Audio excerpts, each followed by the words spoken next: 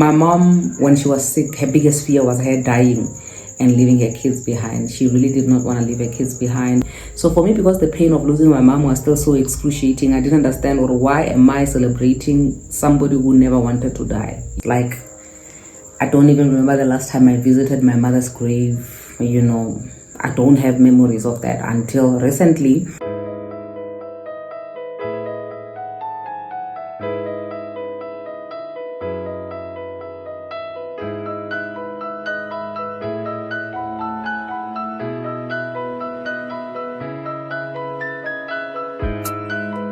Hi everyone, welcome back to my channel. My name is Perseverance Maremenu, also known as Madam Speaker, also known as the CEO of Self-Love. If you're joining in for the first time, welcome to the family of healing, self-love and motivation. And if you're returning, thank you so much for the continuous love and support that you are showing me. I've been delaying this video because I really wanted to be in a good space before I can share with you guys. Today I want to talk about the reason why I never visited my mother's grave for more than 10 years, more than 15 years. Like, I don't even remember the last time I visited my mother's grave. I don't have memories of that until recently, which is one of the reasons why people have been asking me to do a video about it and share why I could not visit my mother's grave for such a long time. So I always share a story of how my mother passed away when I was in what grade was I in?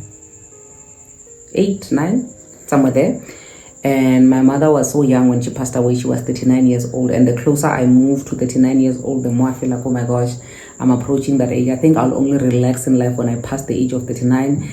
And looking at my kids right now at this age that I'm at, it is such a trigger for me because I remember my mom at this age, And I always make jokes about, I don't remember my mom being this not serious about life. We parents of the 2000s, we are not serious about life. Because when I remember my mom very well, at this age, she was wearing the 2-piece. She was really mothering. You understand what I mean? But I do understand and I acknowledge the fact that we're mothering differently compared to our parents, but we are still doing the job.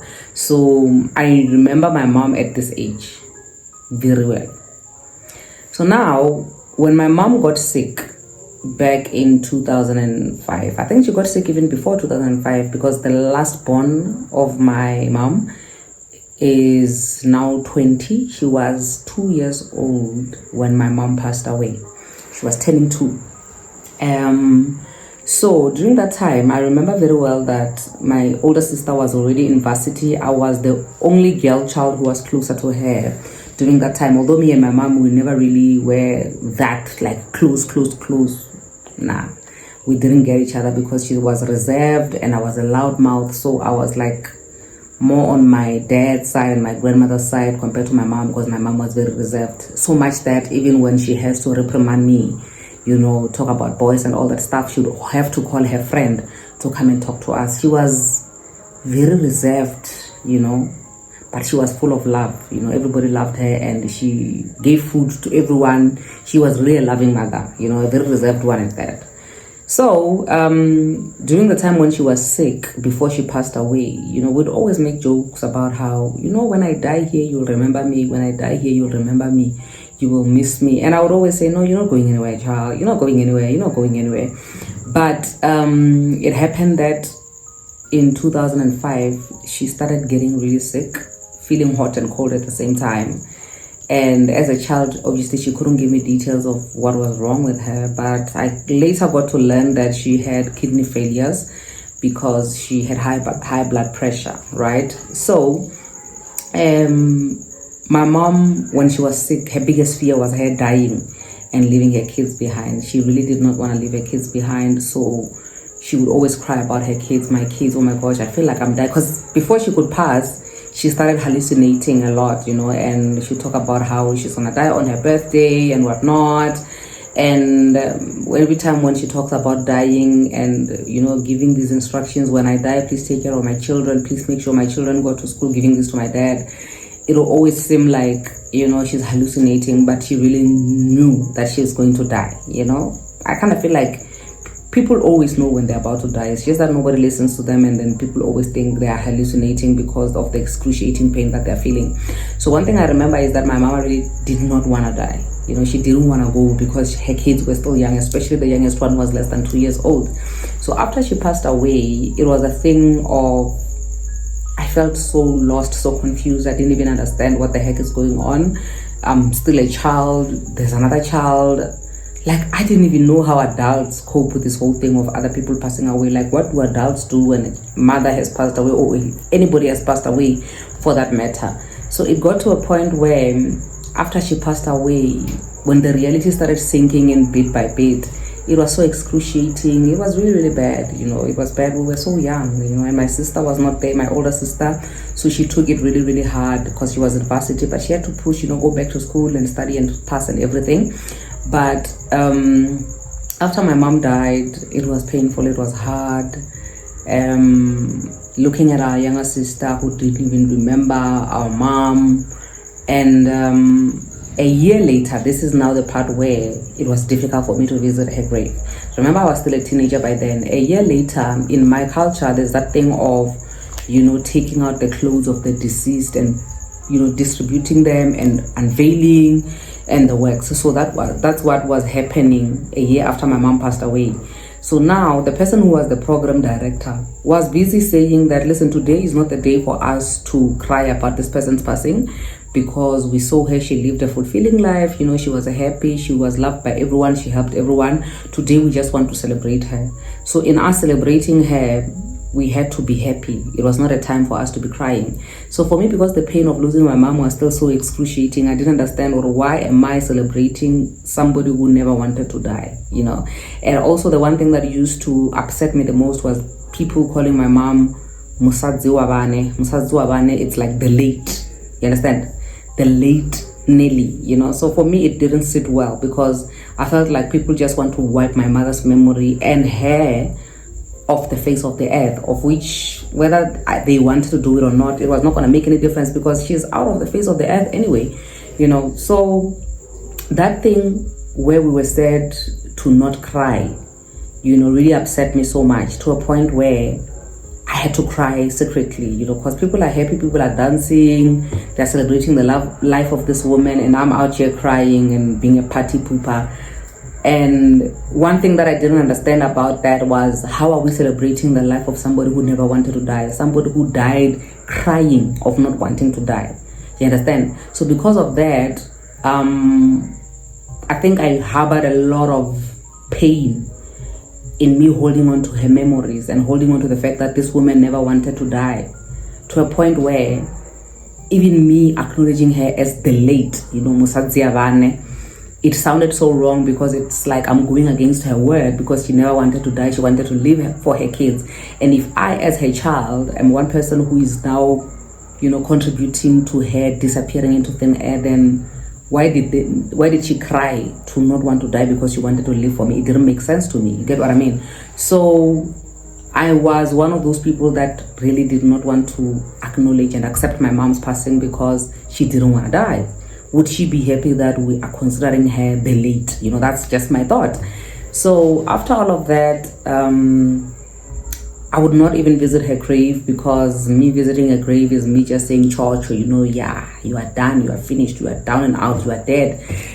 I really felt like me visiting her grave and treating her like the dead should be treated was me acknowledging her passing, even though she did not want to die. So because of that, I stayed away from her grave for the longest time, and I had to shut that part of my life. And I never spoke about my mom's passing a lot. Like, I just say, oh, my mom is late, you know, but I would never go into detail about her passing and how that affected me, until recently, when I was, you know, busy writing my book. And because I have to relive some of the moments, that's when I started mourning her all over again.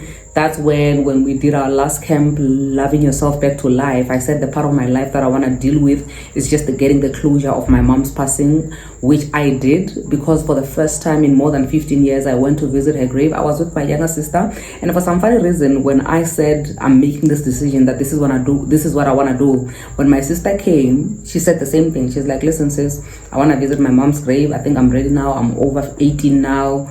I want to visit her grave for the first time. And my dad, that kind man, he was kind enough to say, listen, you don't have to go alone, I'll go with you.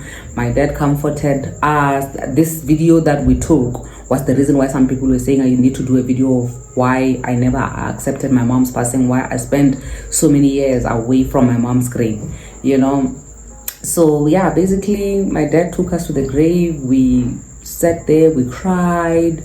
And now when I'm sitting here and I'm thinking of going home, the first thing that I'm thinking of doing is going to a florist, get some flowers, go to her grave, clean it up, and put the flowers there, because I really did close that chapter of my life of accepting my mother's passing. For some people it takes longer than that. For some people they accept quicker. But the one thing that I feel like I thank God for to live until now is the fact that I've made peace with accepting the fact that my mother is late. I'm able to call her my late mother now because I have accepted her passing. The reason why I would always emphasize that my stepmother is my stepmother, in as much as I have a very beautiful relationship with my stepmother, because some people would say to me, why do you have a beautiful relationship with your stepmother but you still address her as stepmother? Why are you not addressing her as your mother? I'm like, for me, addressing my stepmother as my mother, it feels like I'm dismissing the biological mother that gave birth to me, and I'm acting as if she didn't exist. Yes, I had a mother who gave birth to me, and I love the woman that my father is married to, but this woman is not my mother. She's my stepmother because my mother would not like it if I made it seem like she never existed. That was me the whole time. But now that I have closed this chapter of my life and I've accepted my mother's passing, I'm able to call my stepmother mom without any hesitation. I used to call her mom the whole time, but I always address her, especially when I'm talking to other people, as my stepmother. But I thank God that that part of my life now is closed. I know that there are going to be triggers from time to time, and every time when I visit her grave, there might be new surfacing triggers. I'm ready for all of that. My therapist always tells me that, listen, God will not allow your body, your brain, to remember certain triggers unless your body is physically ready to handle them. And I've seen that happening with myself from time to time, and I look forward to seeing what else life has in store for me. Just life after accepting my mom's passing after 18 years. How many years has it been now? It's not even 18, it's 19.